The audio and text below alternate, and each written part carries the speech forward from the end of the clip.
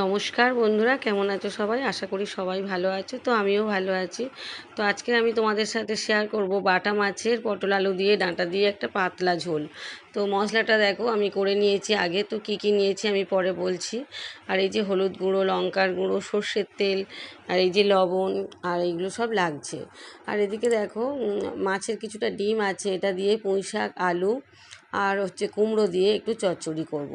তো সেটা আমি পরে কোনো রেসিপিতে দিয়ে দেবো। আর এটা দেখো বন্ধুরা, এই যে আমি সবজিটা প্রথমে কেটে নেব। মাছটাকে প্রথমে ভালো করে পরিষ্কার করে জল ঝরার জন্য রেখে দিলাম। তো মাছটা কিন্তু আমার হাজব্যান্ড কাটিয়ে এনেছিল। আর এই বাটা মাছ তো আমার দুই মেয়ে একদম পছন্দ করে না, ওরা খায় না। তো এই বাটা মাছটা কিন্তু আমরা দুজন খাবো, মানে আমি আর আমার হাজব্যান্ড। তো সেই জন্য বেশি আর আনেনি, দুটোই বড় দেখে এনেছে, তো মাঝখান থেকে একটু কেটে নিয়েছিলাম। তো দেখো বন্ধুরা, আজকে কিন্তু অনেক রকম রান্না করেছি। এই যে পটল আলু কেটে নিচ্ছি, মাছের ঝোলে দেব। পটল আলু আর ডাঁটা কেটে নেব। আর এই যে যুক্তি ফুল পাশে দেখছো, যুক্তি ফুল বেগুন দিয়ে একটু ভাজা করব। আর পুঁই শাক আর আলু কুমড়োটাও পরে কেটে নেব, আগে মাছের ঝোলটা করে নেব। তো বন্ধুরা দেখো, গরমকালের দিনে তো এই যে পাতলা ঝোলটা ভীষণ উপকারী খেতে, আর খেতেও কিন্তু ভীষণ ভালো হয়েছে। একদম পাতলা করেই করেছি, কোনো রিচ করে করিনি। আর বাটা মাছটা তো দেশীয় মাছ, এই মাছের ঝোলটা এমনি খেতে খুবই সুন্দর লাগে। আর এটা খুবই উপকারী গরমকালে। তো দেখো বন্ধুরা, এই যে আমি আলুটাকে কেটে নিলাম, দুটো আলু দেব আর চারটে পটল দেব। বেশি বেশি কিছু দেব না, কারণ আমরা দুই স্বামী স্ত্রী খাবো এই ঝোলটা। দুই মেয়ে কিন্তু খাবে না, ওরা পছন্দ করে না এই তরকারিটা। তো ওরা এইসব পাতলা ঝোল পছন্দ করে না, ওরা একটু রিচ তরকারি পছন্দ করে। একটু মাংস হলে ওদের কোনো কিছু লাগে না, একটু মাংস বা অন্য কোনো রকম বড় বড় চিংড়ি বা কাঁকড়া এগুলো ওরা ভালোবাসে। তো দেখো বন্ধুরা, মাছের ঝোলের সবজিটা কাটা আমার হয়ে গেল। আর এই বাটা মশলায় কী কী নিয়েছি তোমাদেরকে একটু বলি। মাছটা হলুদ লবণ মাখিয়ে নিলাম, এবার ভেজে নেব। বাটা মশলায় দিয়েছি 2 চামচ জিরে, 2 চামচ ধনিয়া, 2 চামচ মৌরি, কয়েক টুকরো আদা আর কয়েকটা কাঁচা লঙ্কা আর একটু রাঁধুনি আমি একসাথে মিক্সিতে পেস্ট করে নিয়েছিলাম। আর মাছটা দেখো, মাছের গায়ে ভালো করে হলুদ আর লবণটা মাখিয়ে নিলাম। নিয়ে এবার বেশ ভালো করে মাছটাকে বেশ ভেজে নিলাম, খুব নরম করে কিন্তু নয়, বেশ মোটামুটি ব্রাউন করে ভেজে নিলাম, বেশ সুন্দর করে ভেজে নিলাম।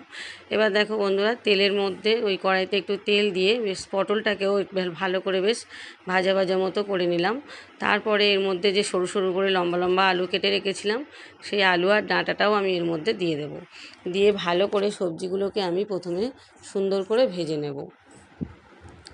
সবজিগুলোকে ভালো করে ভাজার সময় আমি একটুখানি কিন্তু হলুদ গুঁড়ো এর মধ্যে অ্যাড করে দেবো। দিয়ে ভালো করে সবজিগুলোকে ভেজে আমি একটা পাত্রে এগুলোকে তুলে নেব। তো বন্ধুরা, এই মাছের ঝোলটা তোমরা এই পদ্ধতিতে করে দেখতে পারো, ভীষণ সুন্দর খেতে তো হয়ই, আর উপকারও আছে। গরমের সময় তো বেশ পাতলা ঝোলটা বেশ উপকার। তো এই যে আমি ভালো করে ভেজে নিলাম, একটু হলুদ গুঁড়ো দিয়ে ভালো করে ভেজে নিয়ে এবার আমি ভাজা এই সবজিগুলোকে আমি আলাদা করে একটা পাত্রে তুলে রাখবো। তো অনেক সময় তাড়াতাড়ি করে কি করি, না ভেজে একেবারেই একটু কষিয়ে মশলার সাথে কষিয়ে দিয়ে দিই। আজকে একটু সময় হাতে ছিল বলে একটু ভালো করে ভেজে নিলাম। তো দুই মেয়ে আজকের ওরা একটু বেড়াতে যাবে, ওরাও একটু মানে ওরা দুজনে বাড়িতে কিন্তু আজকে ছিল না। ওরা এই মাছের ঝোল, এমনিতে ওরা এই মাছের ঝোলটা খেতে পছন্দও করে না, আর ওরা বাড়িতেও ছিল না। তো সেই জন্য ঝোলটা একটু অল্প পরিমাণ করেছি, খুব বেশি করিনি। তো বন্ধুরা দেখো, এই যে আমি একটু জল দিয়ে দিলাম, দিয়ে লবণ দিয়ে দিলাম, দিয়ে ভালো করে সবজিটাকে সেদ্ধ করে নিলাম। নিয়ে পাশে একটা পাত্রে আমি সবজিটাকে ঢেলে নিলাম, মানে ঝোলটাকে ঢেলে নিলাম। নিয়ে এবার কড়াইটাকে আমি ভালো করে বেসিন থেকে ধুয়ে নিলাম। নিয়ে এবার আমি এর মধ্যে কী কী মশলা দিই তোমরা দেখো বন্ধুরা। মানে এই ঝোলটাকে আমি কীভাবে এটাকে আলাদাভাবে আবার করব, ওটাতে পাশে ঢেলে নিলাম। এবার এর মধ্যে একটু সর্ষের তেল দিয়ে দেবো। সর্ষের তেল দিয়ে এবার আমি বাদবাকি মশলাগুলো এর মধ্যে অ্যাড করে দেব।